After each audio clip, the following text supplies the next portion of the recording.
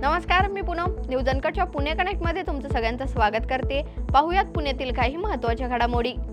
काळ्या आणि हिरव्या द्राक्षांनी श्रीमंत दगडूशेठ हलवाई गणपती मंदिरातील गाभारा व सभा मंडप सजवून द्राक्ष महोत्सव करण्यात आलाय। श्रीमंत दगडूशेठ हलवाई सार्वजनिक गणपती ट्रस्ट तर्फे आयोजित महोत्सवात नाशिक येथील सह्याद्री फार्म कंपनीच्या शेतकऱ्यांनी पिकवलेल्या निर्यातक्षम व रसायन विरहित 2000 किलो द्राक्षांची आरास करण्यात आली आहे। ही द्राक्षानंतर भाविक अनाथ आश्रम, पिताश्री वृद्धाश्रम, ससून रुग्णालय प्रसाद म्हणून दिला जाणार आहे। मागे लोकसभा आणि विधानसभा निवडणुकीत पवार कुटुंबियात फूट पडली होती। बारामती लोकसभा निवडणुकीत जय पवार यांनी आत्या सुप्रिया सुळे यांच्या विरोधात प्रचार देखील केला होता, त्यामुळे जय पवार अधिक चर्चेत आले होते। यानंतर आता पवार कुटुंबियांच्या घरी मंगल कार्य होणार असून उपमुख्यमंत्री अजित पवार यांचे धाकटे चिरंजीव जय पवार यांचं लग्न ठरलं असून त्यांचा साखरपुडा 10 एप्रिलला पुण्यात होणार आहे।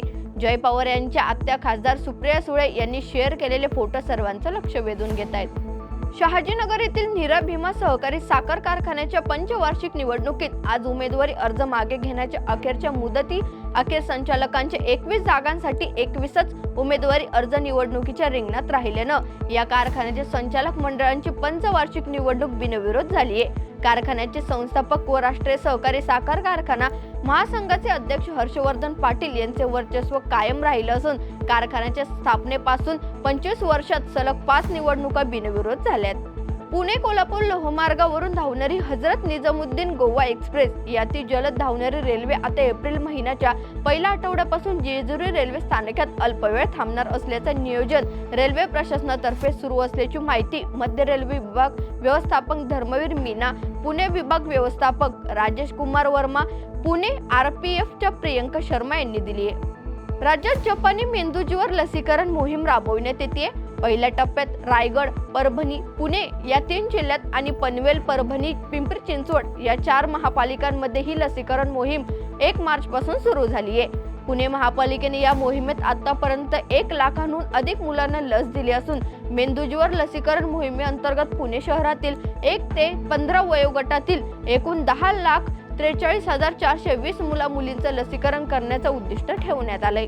धनकवडी येथील पंचवटी सोसायटी म्हणून प्रसिद्ध असलेल्या पुण्यातील श्री ज्ञानेश्वर सहकारी गृहनिर्माण संस्थेनं महाराष्ट्राच्या सुधारित जमीन रूपांतर धोरणांतर्गत फ्रीलोड दर्जा मिळवणारी शहरातील पहिली गृहनिर्माण संस्था म्हणून इतिहास रचलाय।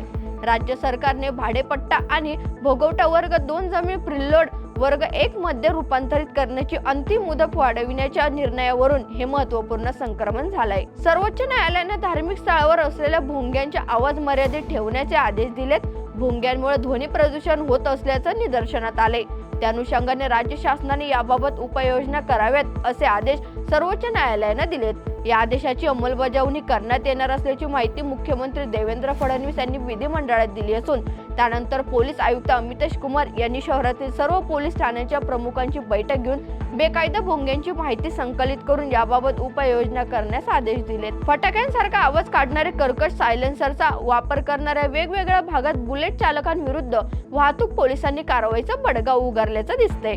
येरवड्यातील वाहतूक शाखेच्या कार्यालयात जप्त केलेले 1768 सायलेन्सरवर बुलडोजर चालविण्यात आला असून पोलिसांच्या कारवाईचे नागरिकांनी कौतुक केलंय आणि तसेच सायलेन्सर विक्री करणारे व्यावसायिक तसेच सायलेन्सर बनवून देणारे गॅरेज चालकांविरुद्ध कारवाई करण्यात येणार असून पुढील काळात ही कारवाई तीव्र करणार असल्याचा इशारा वाहतूक शाखेचे उपायुक्त अमोल झेंडे यांनी दिलाय।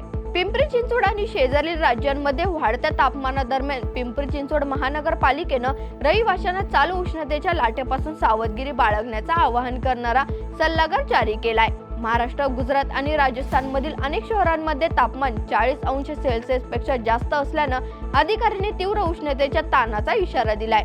पुण्यात स्वारगेट बस डेपोमध्ये घडलेले 26 वर्षीय तरुणीवरील बलात्काराची घटना ताजी असतानाच आता भारतीय विद्यापीठ पोलीस स्टेशनच्या हद्दीत ओळखीचा गैरफायदा घेत एका तरुणीवर बलात्कार केल्याची संतापजनक घटना समोर आली आहे। इतकंच नाही तर तिला सोशल मीडियातून वारंवार धमकी दिली जात असल्याचा आरोप देखील पीडित तरुणीने केलाय। या प्रकरणी भारतीय विद्यापीठ पोलीस स्टेशनमध्ये आरोपी सिद्धार्थ रणधीर याच्या विरोधात गुन्हा दाखल करण्यात आलाय। या बातमीसह पुणे कनेक्ट मध्ये इथे थांबूयात। पाहत राहा न्यूज अनकट।